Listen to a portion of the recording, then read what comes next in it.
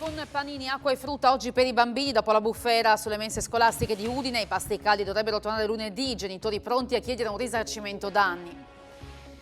22 milioni di euro dalla Giunta regionale per il piano quinquennale di politica linguistica per il friulano, previsti un vocabolario, una grammatica, interventi da cultura, viabilità, trasporti. Sempre più infermieri reclutati dalle aziende sanitarie a scapito delle case di riposo grazie a contratti migliori, residenze per anziani in ginocchio tra ferie e sospensioni dei Novax.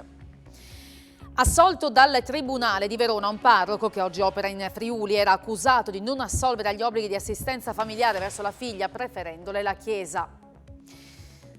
Rinforzo per la difesa bianconera. Udinese e Benevento si sarebbero accordate per il trasferimento in Friuli del difensore Kamil Glik, polacco, classe 1988.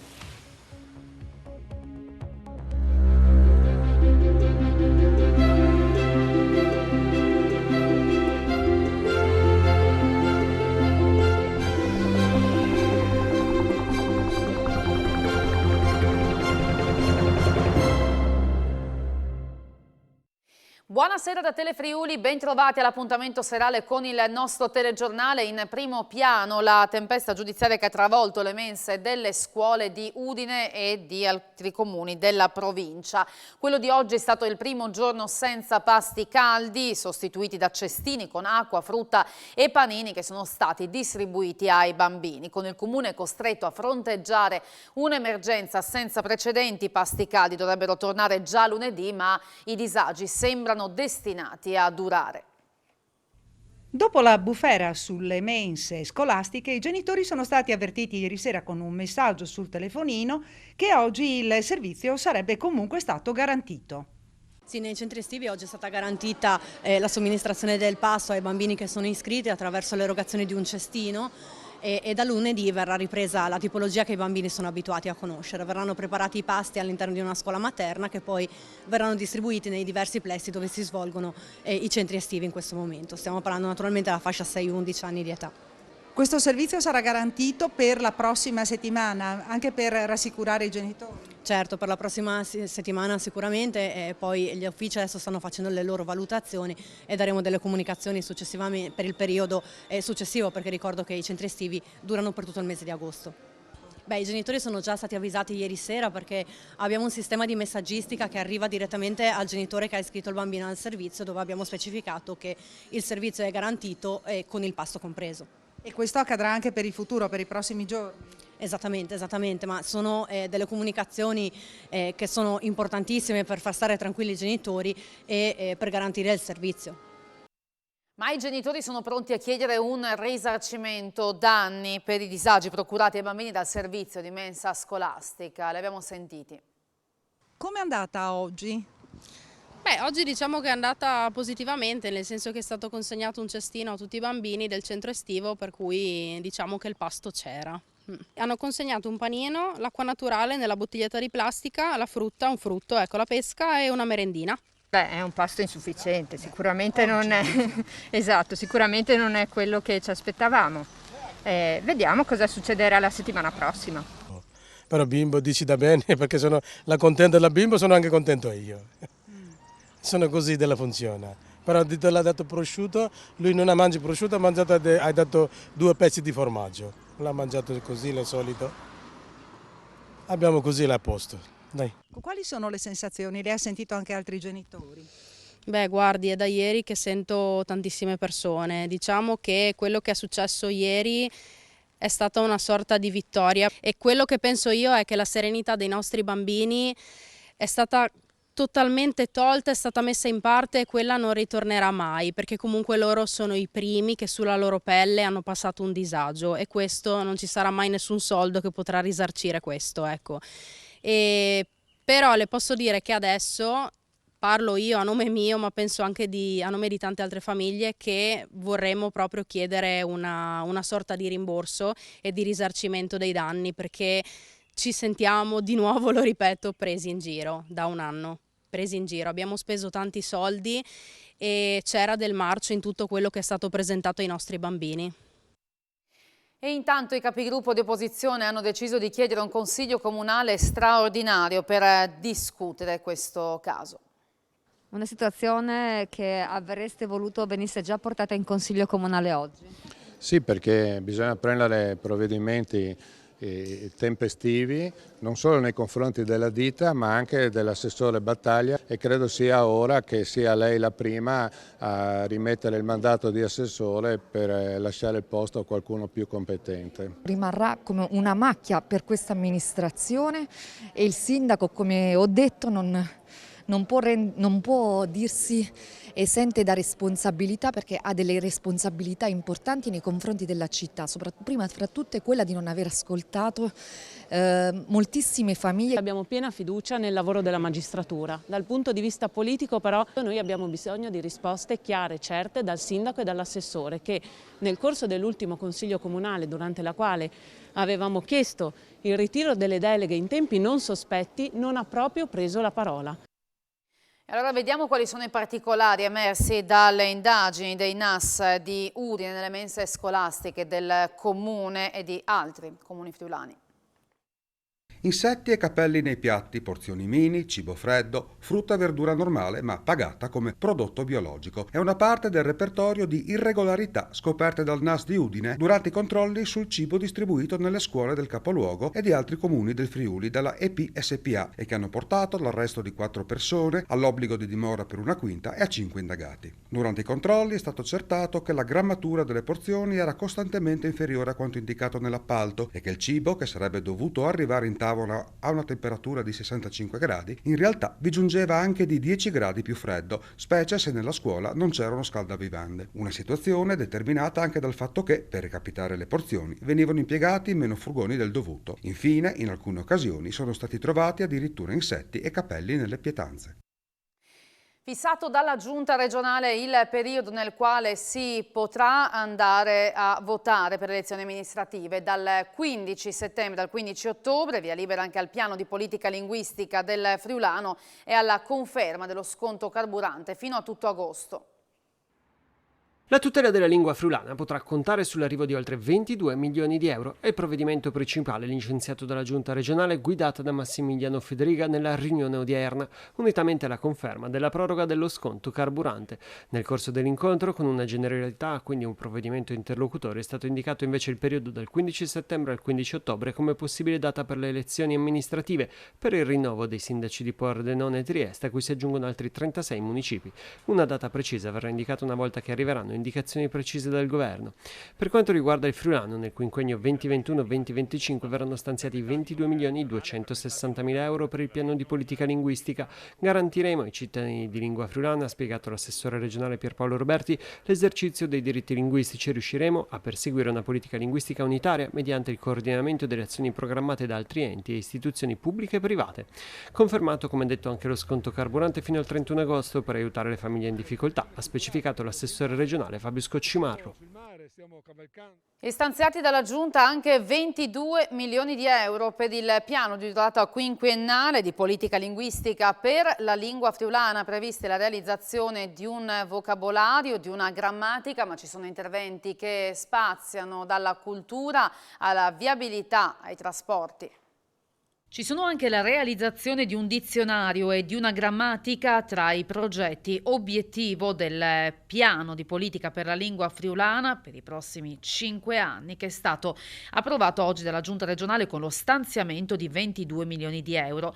Il piano è stato proposto dall'Arlef, l'Agenzia regionale per la lingua friulana. Prevede anche la formazione di professionisti specializzati, amministratori e dipendenti pubblici, come l'implementazione di prodotti audiovisivi e doppiaggi in marilenghe, il potenziamento della presenza sui social e la creazione di un canale YouTube dedicato ai bambini dai 3 ai 10 anni. Per la prima volta è stato approvato un piano che prevede anno per anno i progetti che si vanno a realizzare, i fondi che sono investiti, con un sistema che va a controllare se quegli obiettivi sono stati realizzati, se quegli investimenti hanno portato a dei risultati. Con il nuovo piano, ha detto l'assessore alle lingue minoritarie Pierpaolo Roberti, daremo un forte impulso all'uso sociale della lingua friulana e al suo sviluppo in tutte le situazioni della vita moderna. La seconda novità di questo piano è che è pervasivo, riguarda la viabilità per quanto riguarda la visibilità della lingua friulana,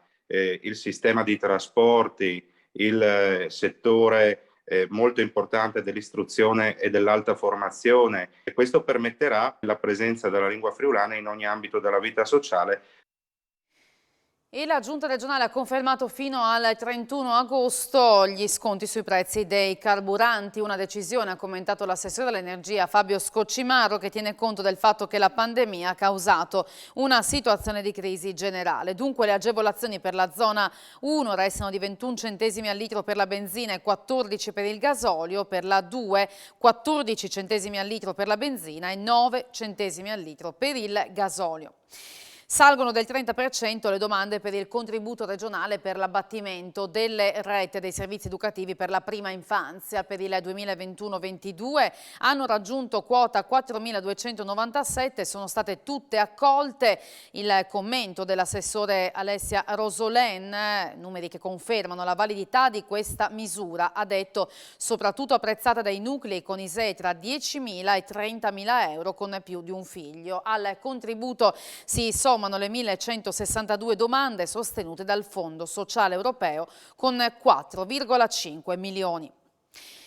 La nostra protezione civile è pronta a partire in soccorso dei territori europei colpiti dalle gravi inondazioni, annuncia il governatore Massimiliano Fedriga. Pronti a scendere in campo con tende, pompe, idrovore, mezzi specializzati e tutto quanto sia necessario per portare subito il nostro contributo in prima linea, perché la solidarietà non può e non deve avere confini.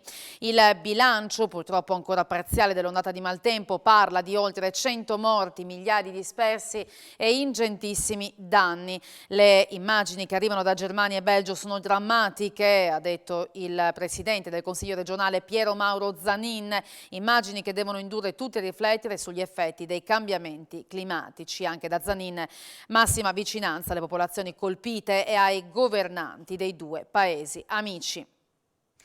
Anche nella nostra regione salgono indice RT e incidenza, restano però basse le ospedalizzazioni. Oggi 26 nuovi contagi. In Friuli Venezia Giulia risale l'indice RT che passa dallo 0,82 di 7 giorni fa allo 0,93, attestandosi sopra la media nazionale, cresciuta da 0,66 a 0,91. L'incidenza in regione è pari a 8,51 casi ogni 100.000 abitanti, di gran lunga inferiore a quella italiana, che si attesta a 19 casi e ben al di sotto della soglia critica di 50, che allo stato attuale farebbe scattare la zona gialla. Il Friuli Venezia Giulia, assieme ad altre 18 regioni, è classificato a rischio moderato, mentre solo Trento e Valle d'Aosta sono a rischio basso. Resta invece basso il numero dei ricoveri. Il tasso di occupazione in terapia intensiva e negli altri reparti è inferiore all'1%.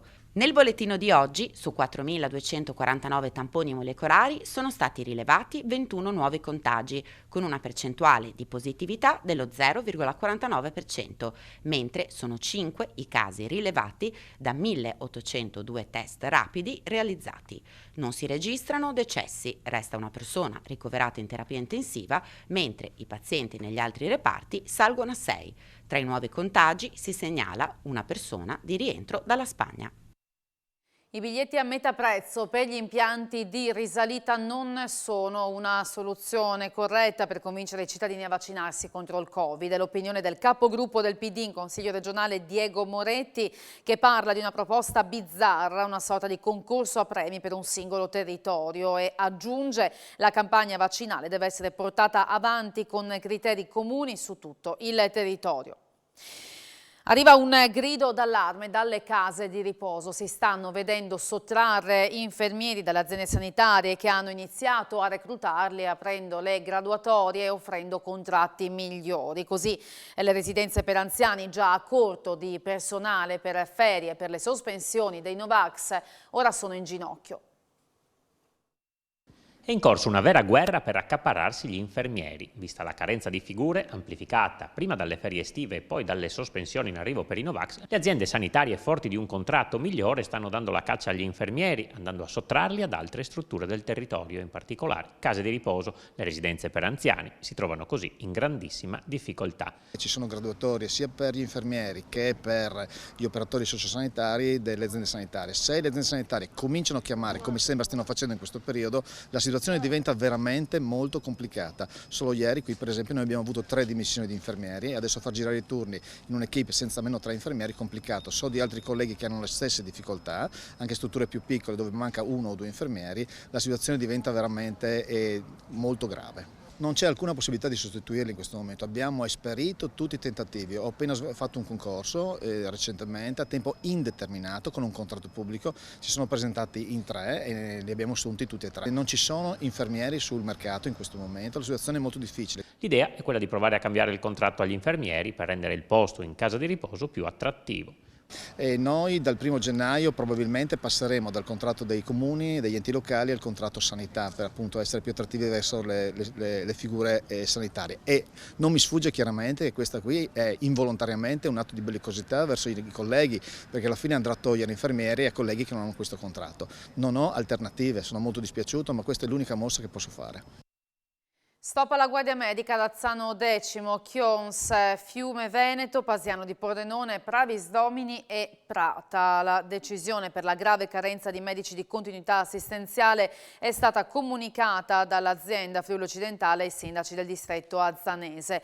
Ormai, alza la voce il primo cittadino di Azzano, Marco Putto, al di fuori degli orari ambulatoriali dei propri medici di fiducia, i cittadini sono costretti a rivolgersi al 112 o al pronto soccorso con gravissime ripercussioni sui tempi di attesa e sul sovraccarico ospedaliero e ciò non è accettabile. Il Tribunale di Verona ha assolto un parroco che oggi opera in Friuli dall'accusa di violazione degli obblighi di assistenza familiare. Pur avendo una figlia e contribuendo al suo mantenimento non l'ha mai riconosciuta, preferendo la Chiesa. La donna con cui ha avuto una relazione gli ha fatto causa. La sua bambina ha 4 anni, lui non sta più con la madre ma le passa gli alimenti. Sembrerebbe una storia come tante, peccato, è il caso di dirlo, che il padre in questione sia un prete. Nel 2015 l'uomo, oggi 45enne, ebbe una relazione con una donna dalla quale 2 anni dopo nacque una bambina. Lui prima le assicurò di voler fare il genitore a tempo pieno, ma un mese dopo il parto scelse la Chiesa, confessando tutto alla diocesi e venendo nuovamente autorizzato a continuare il suo ministero. Dal Veneto è stato poi trasferito in Friuli, dove oggi è parroco. La donna, che per la piccola vorrebbe un papà presente, l'ha denunciato ai carabinieri, aprendo, presso il Tribunale di Verona, un procedimento civile, tuttora in corso, e uno penale, per violazione degli obblighi di assistenza familiare.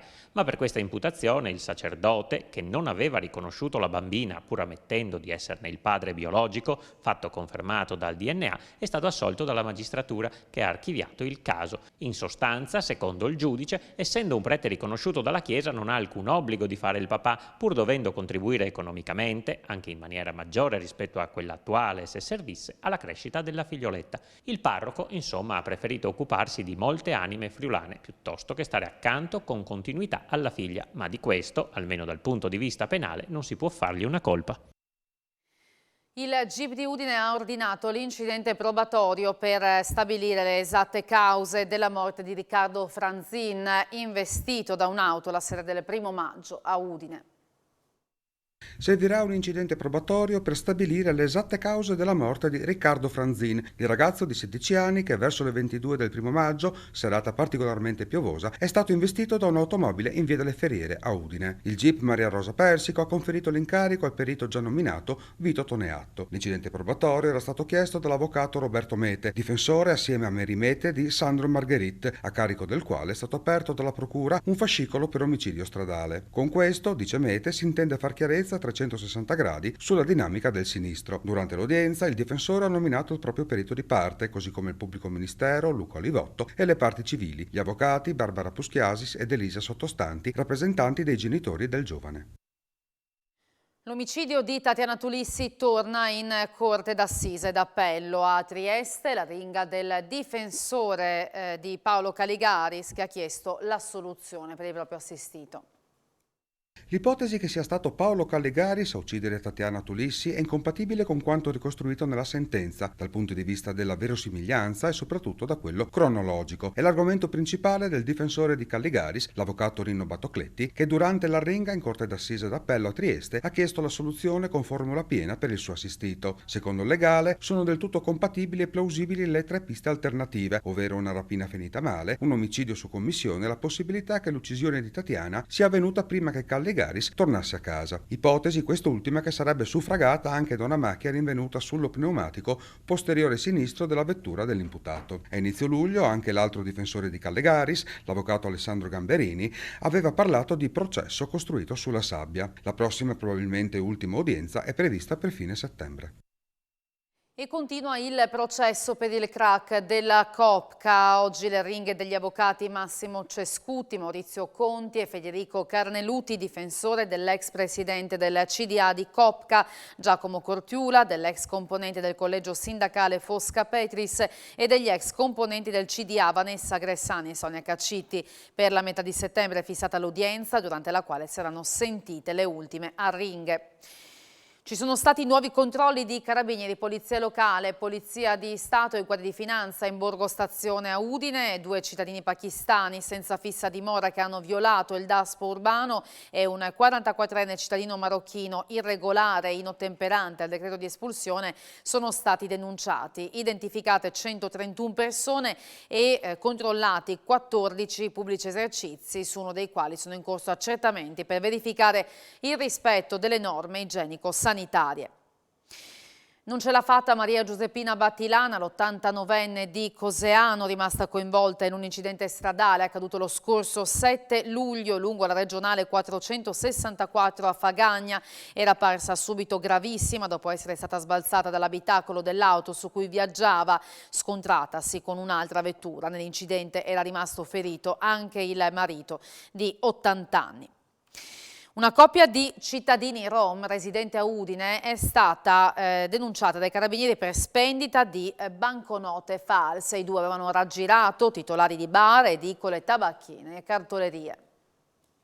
Nascondendo in parte il volto con una mascherina chirurgica e con l'aiuto di un complice, è riuscita a spendere denaro falso in 5 esercizi pubblici attivi sul territorio della ex provincia di Udine, un bar, edicole, tabaccherie e cartolerie, lo scorso mese di gennaio. Le indagini curate dalla sezione operativa dei carabinieri della compagnia di Udine, coordinate dalla procura del capoluogo friulano, hanno portato a identificare entrambi. Si tratta di una coppia di cittadini di origini rom, una 33enne e un 38enne, entrambi residenti a Udine, entrambi gravati da numerosi precedenti penali per reati contro il patrimonio, denunciati in stato di libertà per spendita di banconote false. In un solo pomeriggio la coppia era riuscita a colpire negozi e pubblici esercizi in 5 comuni dell'Interland udinese, della Bassa Friulana e del Medio Friuli. Le banconote sono state successivamente sequestrate e presentate alla filiale della Banca d'Italia di Trieste, sono state dichiarate false. Immatricolazione al via all'Università di Udine che punta a battere il record dello scorso anno quando le iscrizioni raggiunsero quota 5.021 e per il prossimo anno si punta anche sulla didattica in presenza. Sono partite oggi per chiudersi 5 ottobre le immatricolazioni all'Università di Udine, che lo scorso anno ha raggiunto il record storico di 5.021 iscrizioni. L'Università di Udine punta a battere questo record. Per il prossimo anno accademico la didattica sarà erogata interamente in presenza nel rispetto delle norme di sicurezza, ma se le condizioni sanitarie lo dovessero imporre, l'Ateneo è pronto a garantire la continuità del servizio in modalità a distanza.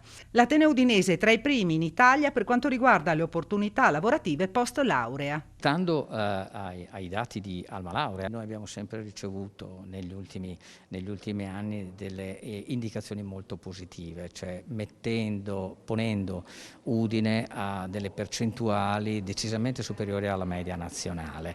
Parliamo del 94,5% a 5 anni dalla laurea o il 77,7% a un anno dalla laurea. E restiamo a Udine dove è stato ultimato il tragitto per l'ascensore che porta da Vicolo Sottomonte fino al piazzale del Castello. Per l'apertura bisognerà attendere il termine dei lavori alla biblioteca civica. Questo è il primo tratto dell'ascensore, parte dalla biblioteca Ioppi, adesso manca la seconda parte che verrà realizzata nei prossimi mesi per arrivare proprio qui al piano del piazzale, e poi ci sarà l'altro ascensore che realizzeremo invece con partenza da piazza Primo Maggio, quindi il castello di Udine, il piazzale potrà essere raggiunto da due lati, dal lato ovest e dal lato est in pratica. Questo per dare ancora maggiore accessibilità a questo luogo, che è significativo perché oltre al piazzale che ci permette di vedere un panorama unico della nostra città, dà la possibilità di visitare i musei che ci sono all'interno del castello e anche di venire adesso durante l'estate ad assistere agli spettacoli che vengono organizzati qui proprio sul piazzale del castello. Quest'opera ha un importo complessivo tra il recupero della biblioteca e i due ascensori di 2 milioni di euro. Dopo un lungo commissariamento si è insediato oggi il nuovo consiglio di amministrazione della Fondazione Villa Russiz di Capriva del Friuli. Presidente di questa istituzione, che conta oltre 150 anni di storia, è stato eletto Antonio Paoletti. Questo 16 luglio sarà ricordato come la rinascita della Fondazione Villa Russiz dopo 2 anni di lavoro per raggiungere questo obiettivo, con i debiti che aveva. La Camera di Commercio, attraverso la sua giunta integrata, mi aveva dato un mandato esplorativo. Ho esplorato, ho relazionato e dopodiché abbiamo deciso di fare questo aiuto, far sì che la Fondazione Villa Russiz rimanesse pubblica. Pubblica è come è nata 150 anni fa, deve continuare a lavorare. Dovremmo fare delle cose importanti, delle decisioni importanti, anche decisioni rapide, perché avremo bisogno di nuovo personale nel campo amministrativo, gestire meglio la casa famiglia che ha qualche carenza, per cui dovremo intervenire anche lì.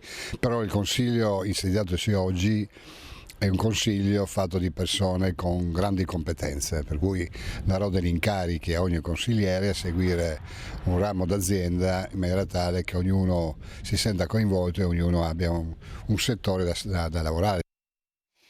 Tra poco a Sport FVG parleremo di Udinese, ma non solo. Per quanto riguarda i bianconeri, dopo l'arrivo ufficializzato di Destiny Udogie c'è un altro innesto pronto, è quello dell'esperto difensore del Benevento Glick. Parleremo anche di Pordenone, di atletica con Alessia Trost pronta a volare a Tokyo, e di tennis che domani vedrà le finali a Tarvisio del torneo femminile. Tra poco a Sport FVG a seguire il meteo. Io vi ringrazio per aver seguito il nostro telegiornale, vi auguro una buona serata su Telefriuli, arrivederci.